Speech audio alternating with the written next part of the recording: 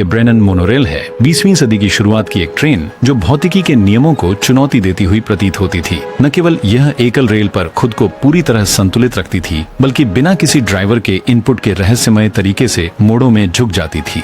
यह एक वास्तविक आविष्कार था और इसे इसके आविष्कारक लुई ब्रेनन द्वारा सन 1910 में जनता के सामने पेश किया गया। विचार यह था कि 2 रेलों की जगह एक रेल का उपयोग करने से ट्रेनों की गति तेज हो जाएगी और रेलवे के निर्माण की लागत कम हो जाएगी। उसकी ट्रेन बिना पटरी से उतरे ज्यादा गति से मोड़ सकती थी और उसकी रेलवे को केवल आधे सामग्री की जरूरत थी। आजकल के मोनोरेल के विपरीत, जिनकी मोटी पटरियां ऊपर हवा में बनी होती हैं, ब्रेनन की मोनोरेल मौजूदा पटरियों पर चल सकती थी। हालांकि यह थोड़ी संदिग्ध लगती है, लेकिन यह डिजाइन के माध्यम से बहुत स्थिर थी। ट्रेन के केंद्र में एक गायरोस्कोप था जो यात्रियों के महसूस करने से पहले ही ट्रेन के झुकाव को सही कर सकता था। ये 1910 के लिए विशेष रूप से आश्चर्यजनक इंजीनियरिंग का नमूना था, लेकिन यह वास्तव में कैसे काम करता था? हमने पूरे मॉडल का निर्माण किया और मूल पेटेंट का अध्ययन किया ताकि आपको दिखा सकें कि यह डिजाइन कितना अद्भुत था। लेकिन वास्तव में यहाँ जो हो रहा है उसे समझने के लिए हमें जायरोस्कोप के बारे में थोड़ी जानकारी होनी चाहिए। मुख्य सिद्धांत ये है कि यदि आप एक डिस्क को बहुत तेजी से घुमाते हैं तो उसका कोणीय संवेग इसे पूरी तरह स्थिर बनाए रखने की कोशिश करता है। यदि आप इसे इस दिशा में झुकाने की कोशिश करते हैं तो यह ऊर्ध्वाधर अक्ष पर घूमने लगता है। इसे प्रीसेशन कहा जाता है। लेकिन यदि हम इसे झुकाने के बजाय इसे प्रीसेस कराते हैं तो यह वास्तव में डिस्क को विपरीत दिशा में झुका देता है। इसी कारण से एक जायरो हमेशा अपने संतुलन पर वापस आने की कोशिश करता है। ब्रेनन ने इसे अपनी ट्रेन को संतुलित रखने की कुंजी के रूप में देखा और इसलिए उन्होंने एक मॉडल ट्रेन में एक छोटा फ्लाई व्हील लगाकर और उसे बिजली के मोटर से जोड़कर प्रयोग किया। शुरू में ये काम कर गया और जब भी ट्रेन गिरने लगती, डिस्क अग्रगामी होती और ट्रेन को सीधा रखती। समस्या ये थी कि जब ट्रेन मुड़ती तो गायरो उसके साथ नहीं मुड़ता, क्योंकि वह संतुलन बनाए रखने की कोशिश कर रहा था। ट्रेन के दृष्टिकोण से जायरो लहरा रहा था, जिसने ट्रेन को झुकाकर पटरी से उतरने पर मजबूर कर दिया।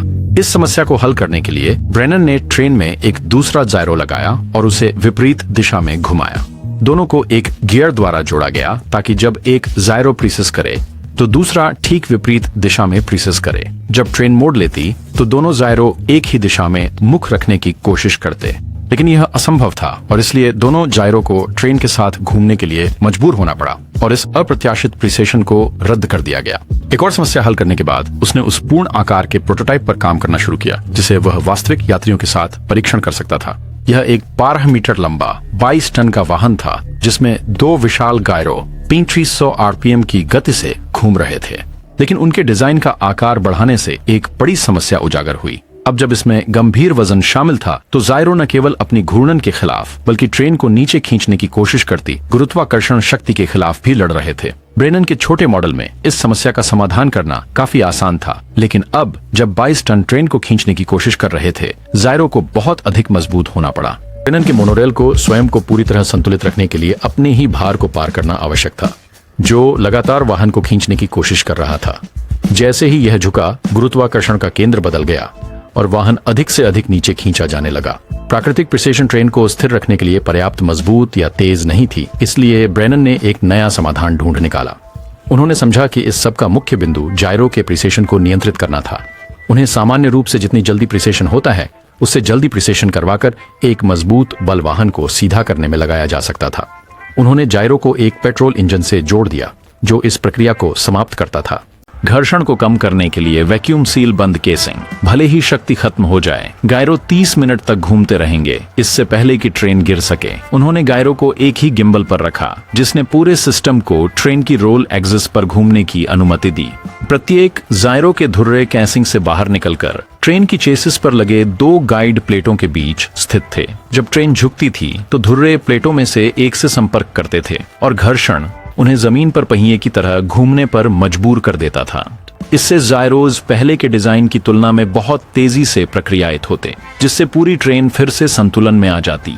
समस्या यह थी कि कंपन जायरोज को गाइड प्लेटों पर उछाल देते थे और वे ट्रेन पर कभी भी एक समान और आनुपातिक बल उत्पन्न नहीं करते थे। इसलिए ब्रेनन ने गाइड प्लेटों को हटा दिया और एक और भी बेहतर समाधान प्रस्तुत किया।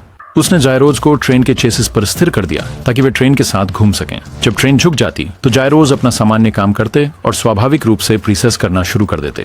दाहिने गायरो के अक्ष को सीधे उस यंत्र से जोड़ा गया था जो एक एक्चुएटर रॉड को नियंत्रित करता था। ये रॉड एक लीवर और 2 वाल्व से जुड़ी थी जो संकुचित हवा के प्रवाह को नियंत्रित करते थे। ये संकुचित हवा 2 पाइपों के माध्यम से जाती थी जो जायरोस्कोप के केंद्र से गुजरने वाली एक बड़ी ट्यूब के दोनों सिरों में प्रवेश करती थी।